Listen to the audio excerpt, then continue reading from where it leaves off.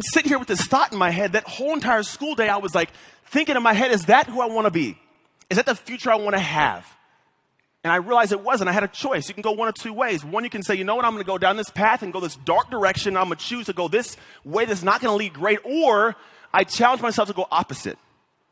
And it's a tough challenge because here's the thing. Whenever you know who you are, it's a separation to go somewhere else because you have to lose who you are to become somebody new most of the time. Right? Your old self, you have to give them up to become the new self, so to speak. So I'm in this space of like, what do I do with this? And then really inside of me, something shifted. I said, you know what? I got to figure out how to change and see myself differently to become the person I need to be, like who I needed to be. Because for us, if we just stay with the same person, stay in the same space, we get the same results we have. Who here has tried a bunch of stuff, bought a bunch of programs, got a bunch of courses, but still is in that wall, that stagnated wall? Right? We put a lot of money on things that don't come through to the back end. It's tough. It's like, I'm trying so hard, nothing's working out.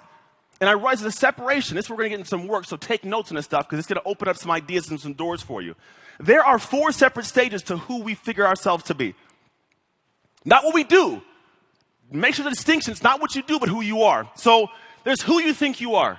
If I asked you, hey, who are you right now? You might give me a response. I don't know what it would be, but you might give me a specific response. But then who's had somebody tell you something about yourself that you don't like? Talk too much. You control the conversation. You're super loud, bro. Why are you always talking so loud? Like that's me, just so you know, that's me. Yeah. I talk a lot. My best friend, I have to actively enter the conversation and choose not to speak because I talk way too damn much. So there's a different section, right? That's who I really am, who I think I am, who I really am. And if you don't know who you really are, you can't change anything because you will never address the wall of who you actually are so you can change something. You'll never give yourself permission to be better if you don't own up to who you are now. So after that, you realize, okay, cool, this is who I really am. Then you start saying, well, who do I want to be? Everybody in here, you have someone you want to be, the better version of yourself. It's why you're in this room right now. If you can't accept that, the door's over there. Don't actually leave. That'll be weird. Don't do that.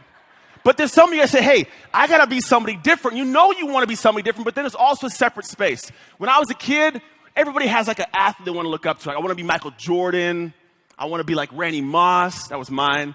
My first email's password was Randy Moss. I changed it since then, so don't go and log in. But it was, I want to be Randy Moss, right? And the reason is I see all the cool stuff they're doing. You see like Dean and Brendan and Lewis, all this cool stuff they're doing, right? You're like, I want to be them. I want to do what they do. But there's a separation, which you don't see, which is behind closed doors. It's who they need to be. There's a person you need to be that you don't quite know who they are just yet. And you have ideas around it, but when you're confronted with the actions, the habits, the consistency of what everybody does, it becomes like this overwhelming wall. Who's seen like a list of things that people have to do for a day and it gets overwhelming? Like it's like, oh, that's a whole lot of, I don't know if I want that. So you make excuses like, I'm a parent. I don't have time for all that. I got kids. I used to do the same exact thing. Oh, I don't have that kind of money. I don't have connections like that. You make excuses for why you don't want to do this thing that you need to do to be that person. And here's the problem. If you were to do it, it would take a lot of willpower. Think about that. Like there's certain things you know you should do. Who has something they're supposed to do, but they don't actually do it every day?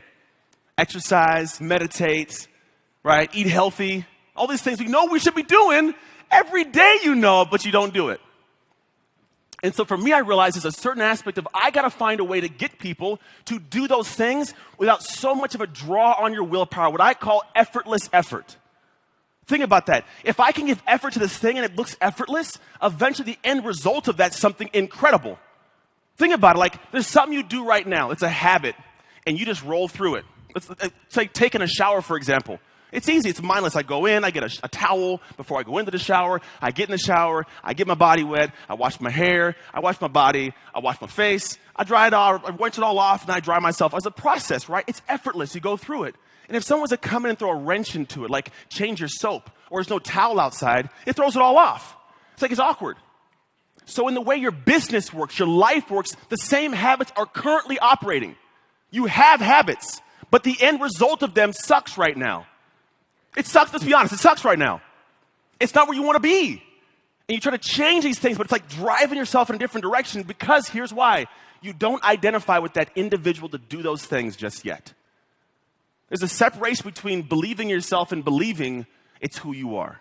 And that's what we're going to open up and address today. For me, when I got through this whole shift, my world changed. And I'm going to talk about identity shift. That's our whole conversation of what that means. So at this point where I was able to play college football, this is my first collegiate start, national television. I got to meet my biological dad that day. It was a cool day. And I got a game ball for special teams.